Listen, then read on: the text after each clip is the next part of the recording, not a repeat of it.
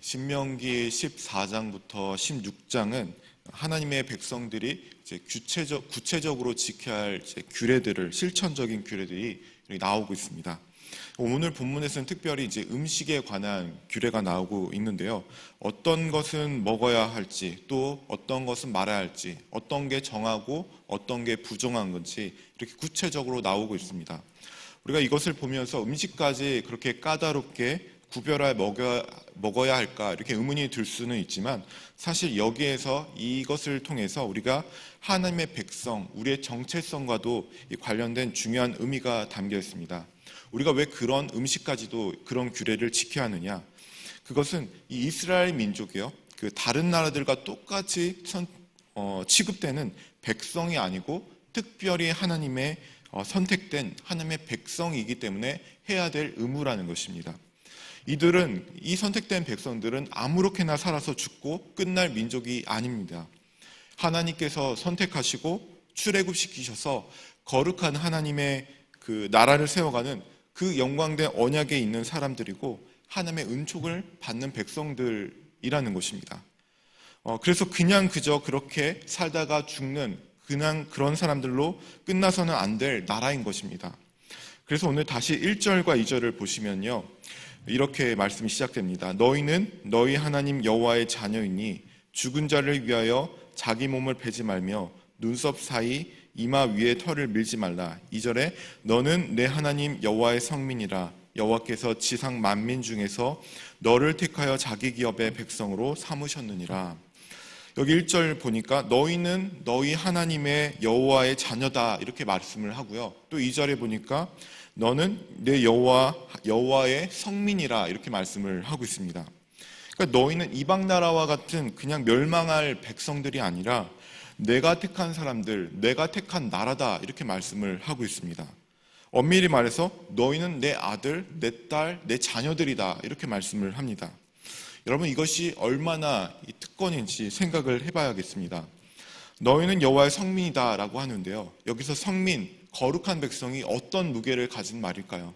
성민이다 라는 말은 히브리어 어원적으로 보니까요, 하나님께서 특별한 목적으로 여러 나라 가운데 따로 구별해서 선택했다라는 말입니다. 구별했다는 뜻입니다. 또 2절 말미에 하나님의 기업, 자기 기업의 백성으로 삼으셨다라고 하는데요, 이 말은 너희는 하나님의 소중한 소유다라는 의미가 있습니다. 너희는 하나님께 선택되고 소중한 백성들이다. 그리고 내 자녀이다. 그러니 너희 나라만큼은 세상 나라처럼, 이방 나라처럼 살아서 안 된다 이렇게 말씀을 하는 겁니다. 그래서 레위기 11장 44절에 보니까 이런 말씀이 있습니다. 내가 거룩하니 너희도 몸을 구별하여 거룩하게 하고 땅에 기는 길짐승으로 말미암아 스스로 더럽히지 말라 이렇게 말씀을 합니다. 그러니까 우리가 스스로 거룩해서 구별된 삶을 살라고 말씀을 하는 겁니다. 이것이 선택된 하나님의 백성들이 살아가야 할 정체성인 것입니다.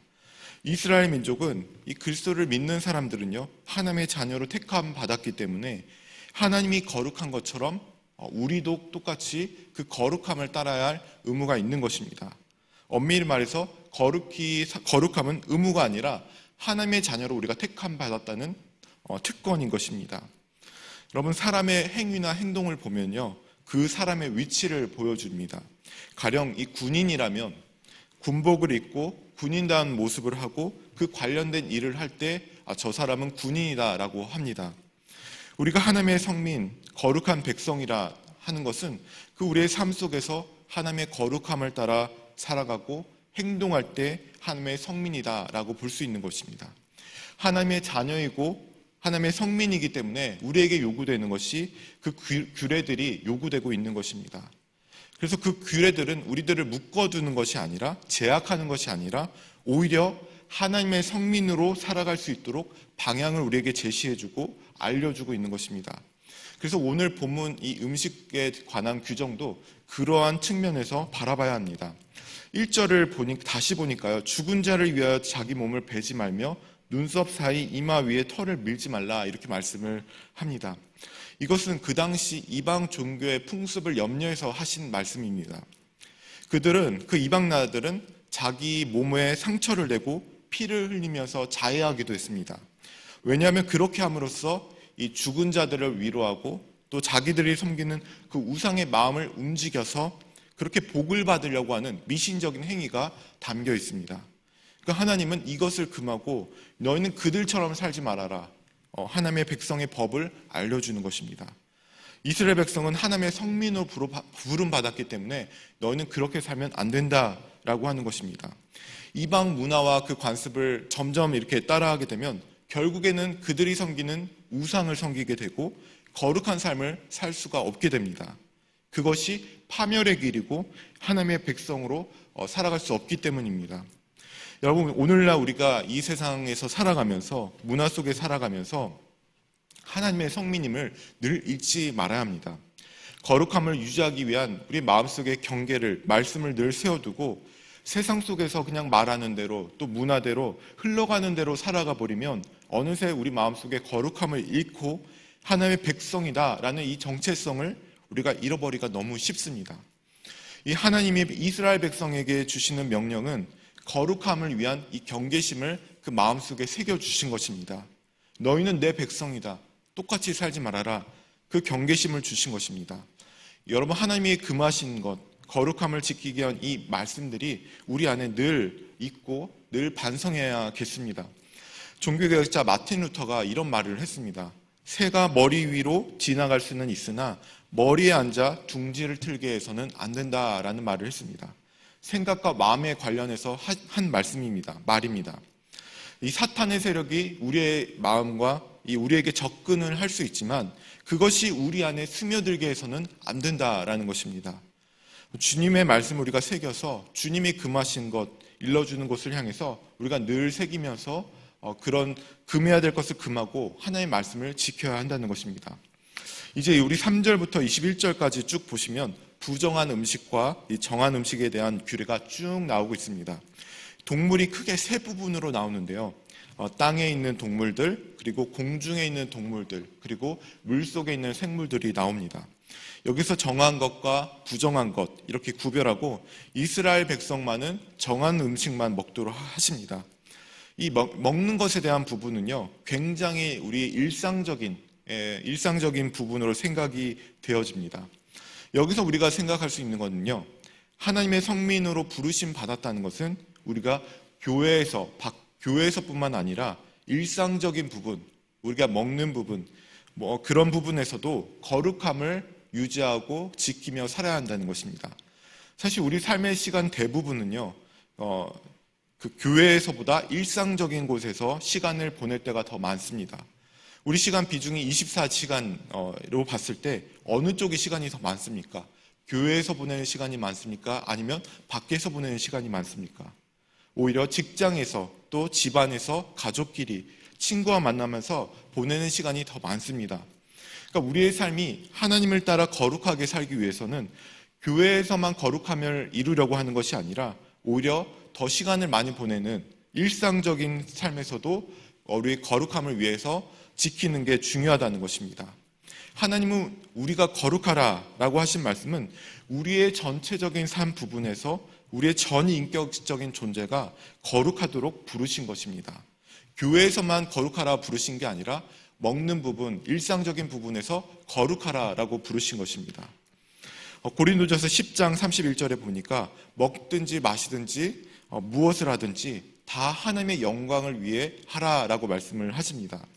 하나님의 성민이 되었다는 것은요, 교회에서만 거룩한 것이 아니라 교회 밖에서도, 일상에서도, 먹는 부분에서도 모든 영역에서 하나님의 말씀에 순종하고 하나님의 영광을 위해 살아야 하는 거룩함이 우리 삶에 있어야 한다는 것입니다. 여러분, 이스라엘 백성들이 그런 생물이 정한 것인지 부정한 것인지 그것을 비교하면서 구별하면서 음식을 먹었을 때 어떤 생각이 들었을까요? 이렇게 저는 생각을 해봅니다. 그들은 이것은 먹어선 된다, 안 된다 생각하면서 늘 하나님이 정해주신 음식법을 늘 상기하면서 하나님의 말씀을 이것은 이렇게 살아야 거룩한 것이구나, 하나님의 말씀을 생각했을 것이라고 생각이 되어집니다. 또 날마다 내가 먹는 날마다 거룩한 신분과 거룩한 삶의 의무를 지켜야겠다, 다시 한번 이렇게 상기되었을 것이다 생각이 되어집니다. 우리가 거룩을 이야기하는 것은 교회에서뿐만 아니라 부엌에서도 또 식탁에서도 늘 하나님이 정해주신 법을 기억하고 하나님의 영광을 찬양해야 한다는 것입니다. 하나님은 우리를 거룩한 존재로, 하나님의 선택된 거룩한 백성으로 부르셨습니다. 그 거룩함을 위해서 하나님은 거룩한 삶을 살 수 있는 규례와 규정을 우리에게 알려주셨습니다. 그것이 오늘날 하나님의 말씀인 것입니다. 그러므로 오늘 우리에게 알려주신 하나님의 말씀과 법을 우리가 늘 묵상하고 마음속에 기억해야 됩니다. 하나님은 그 말씀을 통해서 우리의 삶을 구속하려고 하는 것이 아니라 오히려 거룩한 백성으로 부르시고 자유케 하시고 하나님의 특별한 선택과 그 계획으로 우리를 부르시고 인도하신 것입니다. 오늘도 여러분 그런 부르심 속에서 하나님의 말씀을 우리 마음속에 담아두고 하나님을 바라보면서 주의 말씀과 법도에 순종하며 나아가실 수 있는 우리 모두가 되기를 소망합니다. 기도하겠습니다. 하나님 감사합니다. 주님이 우리를 택하여 주시고 하나님의 거룩한 성민으로 부르셨음에 깊이 감사하며 하나님을 찬양합니다. 하나님 은혜에 감사하며 날마다 우리에게 들려주시는 말씀과 은혜의 법이 우리를 하나님께로 더 가까이 이끌어 주시옵소서. 어제 동안 우리를 유혹하고 힘들게 했던 세상의 소리가 다 사라지게 하시고 주의 음성과 율법으로 이 새벽에 예배드린 우리 모두를 새롭게 비춰주셔서 기쁨과 감사의 신앙이 우리 삶 속에 늘 드러나게 살아나게 하여 주옵소서. 예수님의 이름으로 기도드립니다. 아멘.